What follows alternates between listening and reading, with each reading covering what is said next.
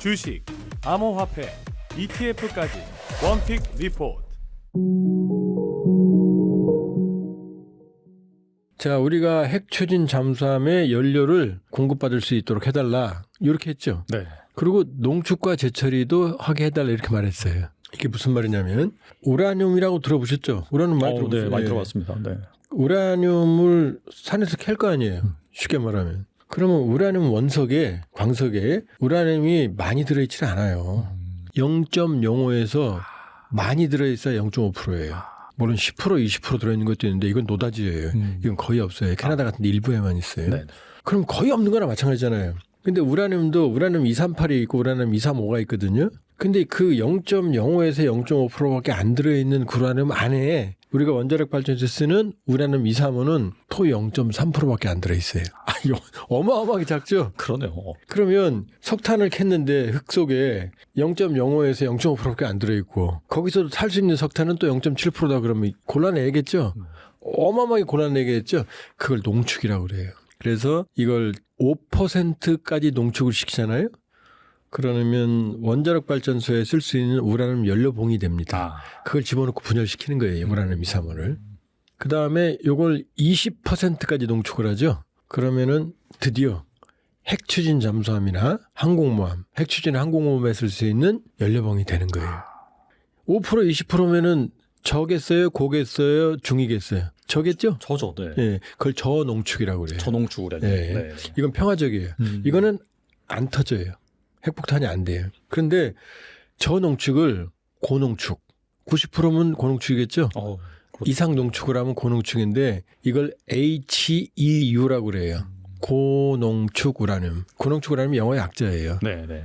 이게 히로시마에 떨어진 핵폭탄 원료예요. 고농축 우라늄탄 리틀보이. 네. 그러니까 농축하면 어떻게 돼요? 농축 권한을 가지게 되면. 핵을 만들 수도 있는 거죠, 사실. 이제 농축을 할 때 여러 가지 방법이 있거든요. 가스, 레이저 분리법. 근데 가장 많이 쓰는 북한이 쓰는, 파키스탄이 쓰는, 이란이 쓰는 게 뭐냐? 원심 분리기예요. 이렇게 돌려가지고. 세탁기처럼. 네, 세탁기처럼 돌려가지고. 세탁기 네. 쉽게 말하면 네. 세탁기 똑같아요. 이게 길게 생겼어요. 근데 우리 이 대표님 집에서 네. 세탁기 돌려요? 돌리죠. 네. 본건적이지 않으시나요? 탈수할 때 네. 저, 고, 중, 저 있죠. 네. 탈수만 할 때. 네. 그게 저예요. 아. 근데 그 세탁기가 저탈수, 고탈수, 중탈수 기계가 달라요? 같은 기계죠? 그렇죠. 같은 기계죠. 네, 그러니까 농축을 할 때 세게 농축하면 고가 되고 저 낮게 농축하면 저농축이 되는 거예요. 그러니까 저농축 기술을 갖는다는 얘기는 고농축 우라늄도 확보할 기술을 갖는다는 얘기예요. 유사시에 그러면. 유사시에 빨리 돌릴 수 있잖아요. 아. 그러니까 그동안 미국이 우리한테 그 농축 권한을 주질 않았어요. 문서에는 한미 원자력 협정에 우리가 왜 미국 말 들어야 돼 그러시는데 들어야 돼요. 우리가 가난하고 기술 없을 때 네, 네. 미국으로부터 원자력 기술을 이전받았잖아요. 그때 각서를 썼어요. 니네 말 들을게. 그것 때문에 그래. 한미 원자력 협정. 거기에 개정했지만 뭐라고 써 있느냐. 20% 미만의 저농축은 할 수 있다. 그런데 뭐라고? 미국 허가를 받아야 된다. 그러니까 지금 못하고 있어요. 자, 원자력 추진 잠수함을 만들려면 연료봉을 만들어야 될 거 아니에요. 그러니까 그 농축해야 되겠죠. 농축 권한을 준다는 얘기예요. 핵 추진 잠수함 건조 플러스 농축도 준다는 얘기예요. 그다음에 재처리 얘기했죠. 네. 자, 재처리는 뭐냐. 원자력 발전소에 연료봉을 썼어요. 그럼 만년, 천년만년 쓰지는 않을 거 아니에요. 다 타면 끄집어낼 거 아니에요. 연탄처럼. 그렇죠. 네. 그러면 이게 우라늄 연료봉을 넣었다 그래서 분열이 다 안 돼요. 히로시마에 떨어졌던 고농축 우라늄탄이죠. 그때 고농축 우라늄 64kg이 들어갔거든요. 그런데 15킬로톤, TNT 15,000톤 폭발력이, TNT가 15,000톤. 근데 그건 여기 있던 분열 물질의 1%도 분열이 안 됐어요. 아, 그래요? 네, 분열이 다 안 돼요. 그럼 끄집어내면, 이거 뭐 MZ세대나 뭐 이 대표님도 연탄 써봤어요? 연탄 저희 어렸을 때 썼습니다. 네. 연식이 세우고 되는구나. 연탄이 다 안 타는 탄이 있어요, 보면. 맞아요. 네. 그럼 엄마 아빠가 그거 다시 태워요. 그거 똑같아요. 끄집어내면 여기서 우라늄을 다시 회수해요. 그 다음에 이게 분열할 때 우라늄 238이 왜냐하면 우라늄 238이 대부분이고 우라늄 235는 0.3%밖에 안 된다고 그랬잖아요. 그러니까 이 연료봉에는 우라늄 238과 235가 섞여 있어요. 235만 분열하는 거예요. 그 분열할 때 중성자가 필요한데 이 중성자가 때려줘야 되거든요. 우라늄 238과 결합을 하면 플루토늄 239가 돼요. 그러면 플루토늄 239는 분열하는 과정에서 생기거든요. 네. 이걸 다시 재처리하면 우라늄도 회수하지만 플루토늄 239도 같이 회수하는 거예요. 플루토늄이 훨씬 센 거 아닙니까? 플루토늄이 네. 나가사키에 떨어졌던 핵폭탄이에요. 그러니까 재처리를 하게 되면 다시 쓰려면 평화적으로 재처리해야 될 거 아니에요. 그래야죠. 네. 플루토늄이 생겨요. 그러니까 이 재처리를 미국 우리한테 또 못하게 했어요. 그러니까 그동안은 우라늄 원자력 대국인 대한민국이 네, 네. 농축과 재처리를 못했던 거예요. 왜?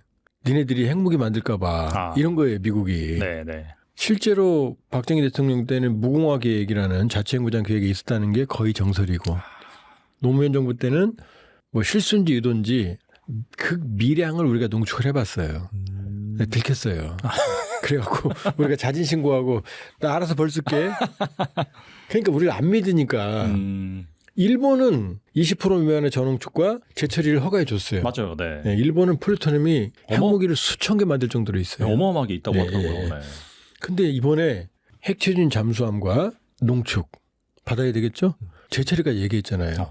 지금 이거는 경천 동지할 일이에요. 왜 그러냐면 지금 잠수함은 비대칭 전력에 들어갑니다. 왜냐? 그 이 대표님 우리 잠수함 영화 본 적 있죠? 네. 물속에서 막 머리에 싹 쏘면 머리가 달려오면 막 잠수함장이 피해! 막 극적으로 이러죠? 다 새빨간 거짓말이에요. 아. 한 번도 인류 역사상 물속에서 잠수함끼리 교전해 본 적이 없어요. 아, 그래요? 보면 뭐 레이더로 막 어뢰 탐지하고 막 하던데. 네. 레이더는 이제 전파니까 네. 물속에서는 소용이 없어요. 안 들어가요. 소나 물속에는 이제 소리로 잡아요. 이렇게 음파로. 소나 음파로. 네, 네. 음파 거리가 이거 국가 기밀인데 네. 탐지할 수 있는 거리가 얼마 안 돼요. 레이더는 뭐 이지스 레이더 뭐 1000km 그다음에 뭐 그 A사 레이더 KF-21 이 랩터 100km, 200km, 300km 잡지만 물속에서는 이게 물속에 얼마나 가겠어요. 소리가 한번 생각해 봐요. 그러니까 상대방을 찾지를 못해요. 상대방을 찾는 건 잠수함을 찾는 건 모래사장, 한강 백사장. 야, 이거 한강 백사장 여러분 모르실 거예요. 옛날에 한강에 백사장 있었거든요. 그래요? 전두환 때 88 올림픽 한다고 저기 다 지금 손대서 그렇지. 그냥 해변처럼 있었거든요. 그 해변에 강릉 경포대에서 반을 찾아봐요. 찾을 수 있어요? 찾기 어렵죠? 그거 똑같아요. 그러니까 잠수함은 은밀성이 생명이에요. 일단 잠수함이 물속에 있으면 어디에 잠수함이 있는 것 같다라고 그러면 찾는데 망망대해서는 못 찾는다고 보시면 돼요. 근데 잠수함끼리 어떻게 전투를 해요? 못 하는 거죠. 은밀성이 생명이에요. 그러니까 무섭죠. 숨어 있다가 어뢰를 쏘면 항공모함도 어뢰 한 방이면 끝나요. 일반 전함은 구축함은 미사일 몇 발 맞아도 살아남거든요. 네, 네. 근데 어뢰는 한 방에 끝나요. 밑에서 쾅 치는 거여가지고. 그러니까 네. 가슴 아픈 얘기지만 네. 천안함 두 동강 났잖아요. 맞아요, 어뢰에. 맞아요. 네. 그러니까 그게 근데 잠수함에 치명적인 약점이 있어요. 잠수함이 엔진으로 갈 거 아니에요. 네, 네. 그럼 물속에서 엔진을 돌리면 엔진은 공기가 필요해요, 안 필요해요? 필요하죠. 그 물속에서 엔진 돌리면 이 안에 잠수함에 있는 공기 다 잡아먹을 거 아니에요. 그럼 사람들이 질식하잖아요. 그러니까 엔진으로 안 가요. 엔진을 왜 달아놨느냐? 밖에 나와서 엔진을 돌려서 축전을 해요. 축전 다 끝나면 물속에 들어가서 전기로 가는 거예요. 그럼 잠수함은 언제가 밥이냐? 물속에 떠 있을 때. 잠수함은 어뢰 말고는 아무 무기가 없잖아요. 미사일 말고는. 이거 들키면 다 죽는 거예요. 독일 군대 유보트들이 다 그렇게 죽었어요. 물에 떠올라서 죽거나 아니면 폭내를 떨어뜨려서 들켜갖고. 그러니까 잠수함의 특징은 뭐냐? 수시로 물 밖으로 나와야 돼요. 충전하려고. 그래서 그거를 커버하기 위해서 AIP, 공기 분료, 공기가 필요 없는 물을 분해 수소를 만든다든지 공기 불효 기관이라는 것들이 이제 만들어졌어요. 엔진이. 그걸 이제 축전하는 거예요. 네, 네. 공기 없이 물속에서. 그래서 지금 우리가 장보고 3, 배치 2 장영실하면 이제 리튬 이온지까지 세계 최초로. 네. 그 전에는 이제 납축전지까지. 그러면 장영실하면 아직 뭐 비밀이지만 3주 정도 물속에 숨어 있는 걸로 추정이 돼요. 근데 이건 이론이고 네.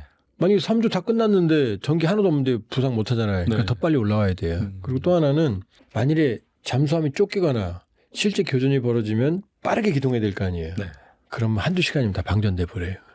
고속 기동하면 몇 시간이면. 그렇죠. 네, 네. 이게 잠수함의 치명적인 약점이에요. 이걸 해결하기 위해서 나온 게 뭐냐? 핵 추진이에요. 핵 추진은 핵이 분열하니까 공기가 필요 없잖아요. 그렇죠. 네. 그러니까 안 나와도 된단 말이에요.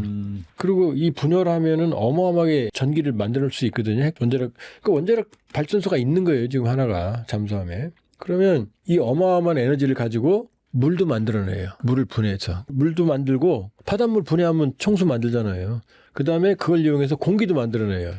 그러니까 원자력 잠수함에 들어가는 이 연료봉 교체 주기가 한 10년 되거든요. 네. 길면. 네. 이 잠수함은 10년 동안 밖으로 안 나와도 돼요. 물속에서. 이론적으로는 이론적으로는. 그렇죠. 네네. 근데 이제 장비도 고장나고 네. 교체해야 되고 그다음에 먹을 게 없잖아요. 사람들도 막 그 안에 오래 있으면 또 힘들고. 사람들의 한계는 2달이에요. 네, 네. 예를 들어서 우리 이 대표님 2달 동안 여기 이틀이면 나 집에 간다고 울 걸 막 나 회사 안 다녀 그럴 걸. 그러니까 2달이 한계거든요. 그래서 핵추진 잠수함에는 러시아는 보통 크게 만들어요. 몇만 톤급. 안에 사우나도 있고 그 음식은 세계 약간 최고급이고. 호텔이나 리조트처럼 그렇게. 예, 왜냐 네. 사람들이 스트레스 풀어줘야 되니까. 그러니까 핵추진 잠수함이 나오니까 이제는 에너지 걱정 없잖아요. 고속으로 가 무한정 잠수에 이제 이게 전략적 억제력이 되는 거죠. 그리고 여기에 핵 미사일까지 탑재하면 지금 트럼프 대통령이 푸틴한테 그러잖아요. 푸틴이 막 미사일 발사하니까 핵 미사일. 우리 최신식 핵 잠수함이 니네 앞바다에 있어 그러잖아요. 북극해에 있거든. 북극해에서 그냥 부상에 얼음캐가 올라와요. 네. 그 정도예요. 미사일도 그냥 발사해요. 어. 그러니까 핵추진 잠수함은 천문학적인 억제력. 그래서 냉전 때 네. 미소가 싸울 때 세계에서 세 번째로 무서운 사람이 있다고 그랬어요. 미국 대통령, 소련 서기장, 세 번째 핵추진 잠수함 함장. 함장. 왜냐 미국의 오하이오급 핵추진 SLBM 네. 추진만 핵인 건 SSN이고 여기 핵미사일까지 달렸으면 SSBN이라고 그러거든요. 거긴 24개의 발사관이 있어요. 근데 그 24개 발사관에는 미사일이 하나 들어있는데 네. 그 하나당 다탄두라고 들어보셨죠? 탄두가 네, 예를 네. 들어있는가? 12개예요, 탄두가. 계산해봐요. 24개에 12개. 그러면 히로시마에 떨어졌던 게 15킬로톤, 15,000톤 화약이거든요. 네. 그런데 여기에는 하나당 475킬로톤. 12발에 한 발이 네. 24발 중에 한 발에 12발이 들어있는데 그 한 발에 히로시마에 서너 배 되는 게 위력이 들어있는 거예요. 그럼 오하이오급 한 발이면 전 세계를 다 괴멸시킬 수 있는 거예요. 주요 도시를. 와.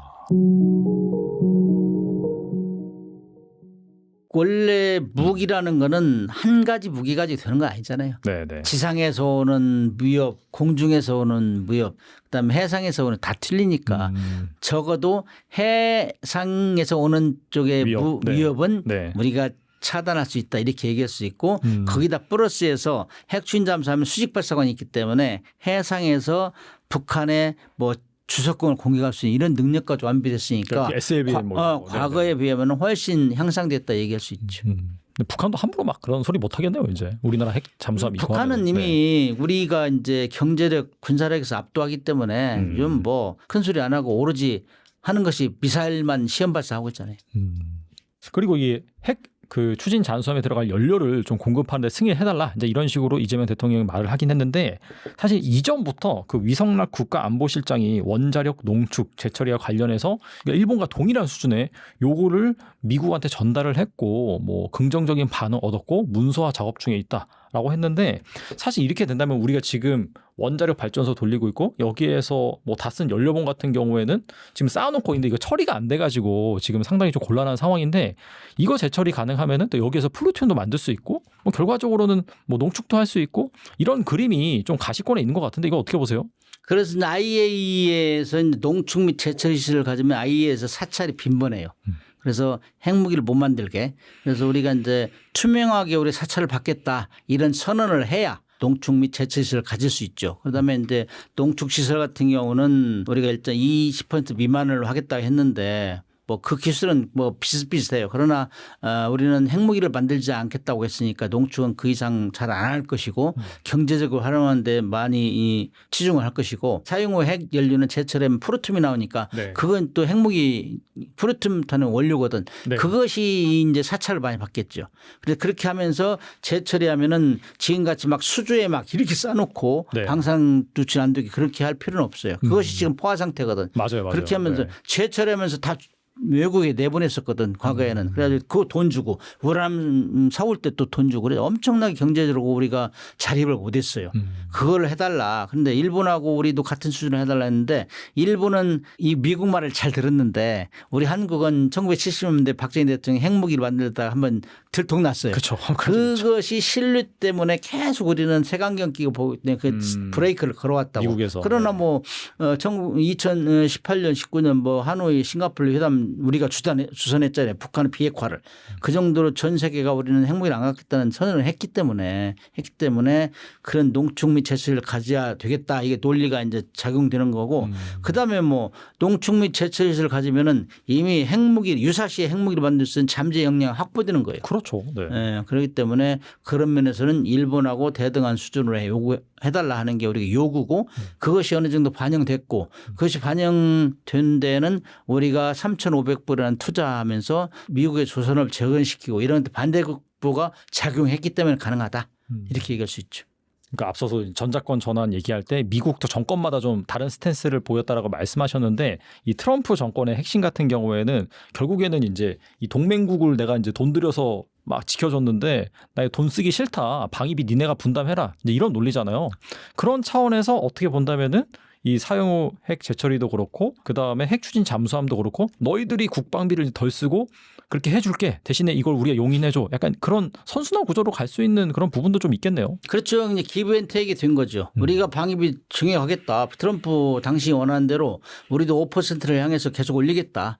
그 대신 그런 무기를 만들 수 있게 해주라. 말로만 방위비만 올리면 뭐하냐. 쓸데없는 무기를 많이 만들면 뭐하냐. 그리고 우리가 최전방에서 지키면은 뭐 북중러 최전방에 지키면 미국도 안보에 도움이 되고 미국도 계속 국방부 줄이라 하는데 서로 도움이 되는 거 아니냐 이런 게 이제 상호 이제 의견 일치가 됐기 때문에 이번에 이제 허용을 한 거죠. 한국에서 건조한다면 우리 해군 참모총장이 명확히 얘기를 했는데요. 이것은 10년 정도 걸린다. 이게 약간 공공연한 비밀로 네. 우리가 지금 그 개발하고 배치하려고 하고 있는 잠수함이 디젤 잠수함으로 장보고 3 패치 3라는 거가 있습니다. 이게 3,700톤급 정도 되는데 이걸 처음에 설계할 때부터 이거를 원자력 추진 잠수함으로 개조가 가능하게 좀 설계를 해놨어요. 그래서 4,000톤급, 5,000톤급까지도 생각을 하고 있거든요. 네. 그 의미는 그만큼 우리가 기술적으로 준비가 돼 있고 또 거기에 들어가는 소형 원자력 모듈 같은 경우에도 뭐 이래저래 지금 준비가 됐다라는 얘기들이 있습니다. 그렇기 때문에 해군 참모총장이 얘기를 하기는 우리가 우리 기술로 만들어서 실전 배치하는데 10년 정도 걸린다. 10년이면 꽤 긴 시간인 것 같지만 이 오커스에서 호주가 지금 하고 있다라는 걸 보면 10년은 그렇게 긴 시간이 아니거든요. 이미 그 협상 이전에도 위성락 국가안보실장이 뭐 일본 수준의 그런 재처리 뭐 이런 인프라를 갖추는 부분에 있어서 미국 쪽이 상당 부분 동의를 했다라고 했잖아요. 그렇다면 사실 단순히 핵 추진 잠수함, 원자력 추진 잠수함 때문이 아니라 우리나라에 있는 원자력 발전소에서 나오는 그 폐연료봉 이것 네. 때문에 사실 저희가 상당히 좀 골머리를 앓고 있는데 이 부분을 재처리하는 그런 부분에 있어서 이 한미 원자력 협정이 결과적으로 잘 진행이 될 수 있을까요? 저도 깜짝 놀랐는데요. 그 아주 핵심 중에 핵심을 말씀하셨는데 일단은 우라늄 농축을 해서 하는 걸 우리가 한 20% 정도까지로 얘기를 합니다. 원자력 추진 잠수함에 20% 농축 갖고 가능하고요. 근데 미국은 물론 90% 이상의 농축된 우라늄을 사용하는 원자력 잠수함을 쓰죠. 그 경우에 90% 이상이면 바로 핵무기를 만들 물질을 만들 수가 있어요. 그렇기 때문에 그것을 미국이 우리한테 동의할 가능성은 크지 않은데 문제는 방금 말씀하신 사용 후 핵 연료 재처리거든요. 그럼 플루토늄이 나오는 거고 그것은 바로 핵물질이 되는 겁니다. 맞아요. 네. 미국이 전 세계의 그런 미국 동맹 우호국 아까 말씀드린 양자 관계에서 그런 원자력 협정을 맺었는데 유일하게 그런 사용 후 핵 연료 재처리에 동의한 국가가 일본이에요. 일본은 그 당시 80년대 나카소네와 레이건의 특수한 관계가 있고 또 일본은 아시다시피 핵에 대해서 굉장히 이렇게 국민적인 정서 자체가 굉장히 반감이 크잖아요. 트라우마가 심하죠. 트라우마가 네. 있고 또 결정적으로 일본은 미국이 믿는 동맹국입니다. 그렇기 때문에 그것을 권한을 주더라도 크게 문제가 없다라고 얘기를 하는데 글쎄 저도 만약에 한국이 그걸 갖게 되면 정말 우리는 핵 잠재력이 생기는 거거든요.